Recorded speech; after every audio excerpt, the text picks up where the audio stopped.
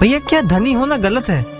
और एक धनी व्यक्ति का क्या कर्तव्य होना चाहिए? खूब धन कमाओ, खूब प्रतिष्ठा पाओ, इतना कि चारों तरफ तुम्हारी चर्चा हो, लोग तुम्हारी तरफ आदर की नजरों से देखें। लेकिन इस बात का ख्याल रखना, जब दूसरा तुम्हारी तरफ देखेगा तो वो इस नजर से देखेगा कि हे भगवान, काश हम भी इतने भाग्यशाली होते कि थोड़ा ही सही इनके जैसा हमें कुछ मिल जाता तो हम भी खुश रह पाते। जब व्यक्ति अपने से बड़े की तरफ देखता है तो बाहर से चाहे वो कितनी भी ईर्ष्या करे, लेकिन भीतर से वो कभी उसके बारे में बुरा नहीं कहता, बल्कि वो दुआ करता है कि हे प्रभु, हमें भी इस काबिल बना दे।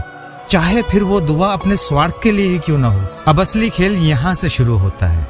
मतलब कि जितना बड़ा बनने में तुम्हारी मेहनत तुम्हें लगती है, उससे लाख गुना ज्यादा उन लोगों की जिन लोगों को तुमने देखा ही नहीं, उनकी दुआएं काम आती हैं। इसीलिए बड़ा बनना एक तरफ और बड़ा बने रहना एक तरफ, जो तुम्हें बिना जाने बिना पहचाने अपने दुखों को दूर करने के लिए ही सही, चाहे अनचाहे तुम्हें दुआ दे जाते हैं। तुम्हारे बलबूते अपने लिए परमात्मा से मांग जाते हैं। अब परमात्मा को तुम्हें बनाए रखना उतना ही जरूरी होगा जितना दूसरों की समस्याओं को दूर करना। अब यहाँ से तुम्हारा कर्तव्य बनता है कि जिन ना दिखने वाली दुआओं के कारण तुम बड़े बन चुके हो, उसका मोल तुम समाज को वापस चुका सको, क्योंकि अब तुम एक जरिया हो जिससे बैलेंस बना रहे।